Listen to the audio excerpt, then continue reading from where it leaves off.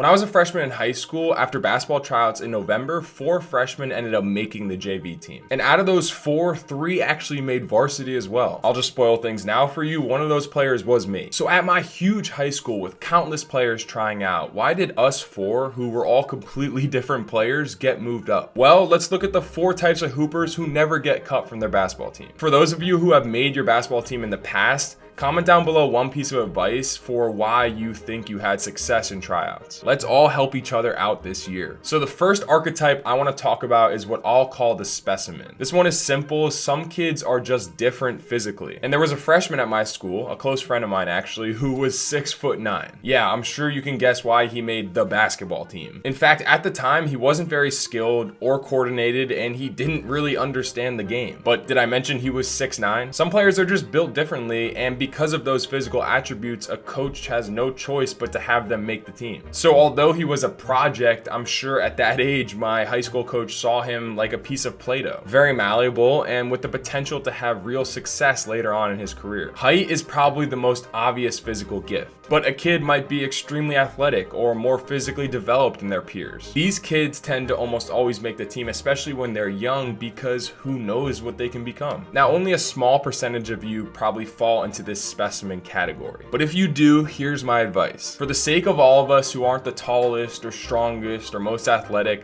please take advantage of your gifts. Don't become reliant on them. I see this often. A player dominates when they're younger and then never develops or reaches their potential. You have to continue to work as hard as you can on your skills. I was actually lucky I grew later on because it forced me to work on my guard skills. I was about 5'9" or 5'10" as a freshman in high school, so I naturally played point guard. By the time I was a senior, I was 6'5", but had all these important skills for playing at the next level. I see kids come into high school at 6'5" and get forced to play center. Then they get hit with the double whammy. They don't grow and they don't work on their guard skills. By the time senior year hits, they're stuck and can't play at the next level. Don't let this happen to you. Okay, the second player who made that JV team I'll call the scorer. And a talented score-first player will almost always make their basketball team. It's funny because coaches will tell you they're looking for players with good attitudes, who hustle and play team basketball, and maybe this is true, but every basketball team needs scorers.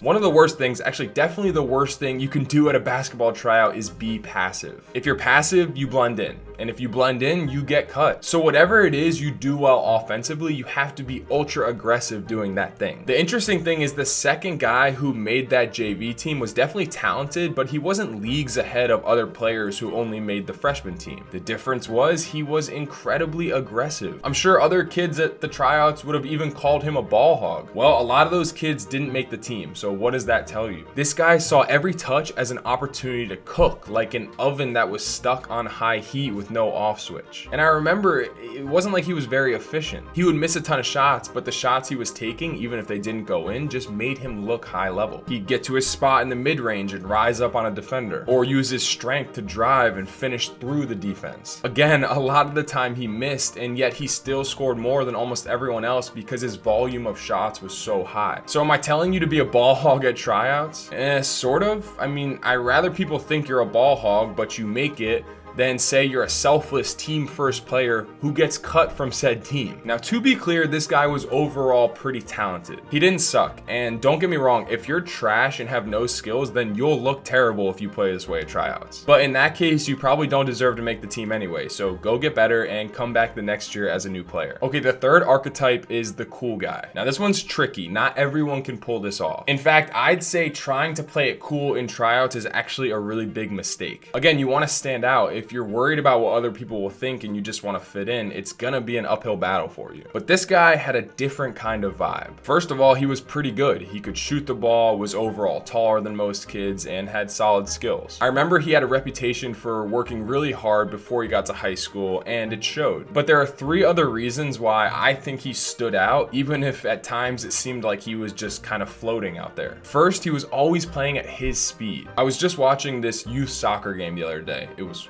really exciting. Now, while most kids were out there flying around at 100 miles per hour like chickens with their heads cut off, one kid was out there just gliding. He was manipulating the other players, making them react to him instead of the other way around. And he immediately caught my eye. I thought, okay, this kid seems like he's high level. That's how this guy was at basketball tryouts. Second, he never reacted to makes, misses, turnovers, nothing. His face stayed neutral, and because of that, he seemed so confident. A lot of young players will miss one shot and spaz out. I used to do this as a younger player, reacting to a missed three like I just got attacked by a cat. This is not what I mean when I say stand out. This brings unwanted negative attention to you, and coaches will notice it. Instead, this guy wasn't fazed, which also stands out, but in a positive way. And third, this is a weird one, but he was just out there trying stuff. He'd throw no-look passes and take step-back threes. Again, a lot of times it wasn't successful. But when 90% of the players at a tryout are afraid to shoot the ball or just go run to the corner,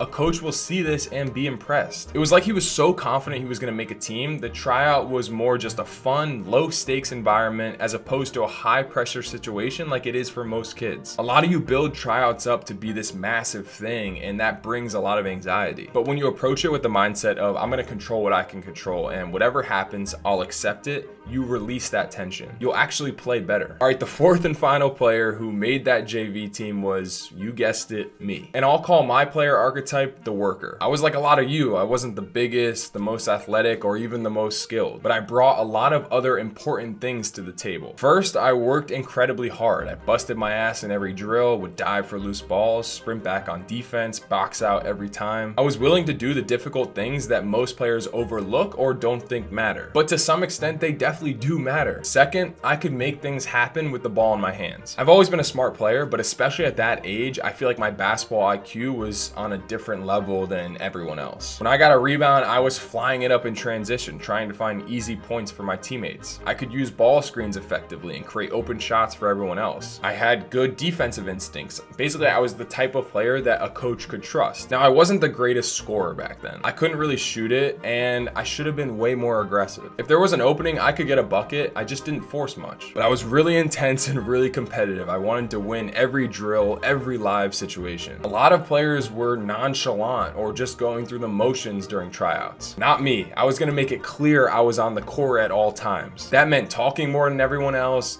high-fiving teammates, taking charges, getting on the floor. I had a good enough combination of effort, competitiveness, and high-level IQ that my lack of scoring didn't hold me back like it might for other players. I remember I was so stunned after tryouts that year when my coach told me I was getting moved up to the JV team and would even be sitting on the varsity team. Back then, I didn't have the confidence to believe that I deserved that spot. And if I was a more confident player early on, I know I could have been even more successful in my high school career. That's why I created a course on Unshakable Basketball Confidence, where I talk about all the things I've learned over the years that I know can help all you young players with your mentality. I also know this course is something that would be great to have before your tryouts, so more info is in this video's description. Look, you might not fall exactly into any of these 4 player archetypes, but I think there's something you can take from each one. At the end of the day, you must find ways to stand out. That is the most important thing to getting your coach's attention. Hopefully this video taught you how to do that in a really positive way. I would say good luck to you all, but I don't really believe in luck. If you're putting in the work you should be, then go out and take that spot. And if you make the team, come back to this video and let us all know. For those of you who want to score more, check out this video on the uncomfortable truth behind scoring more in your basketball games. As always, thank you for watching. I appreciate each and every one of you, and I will talk to you soon.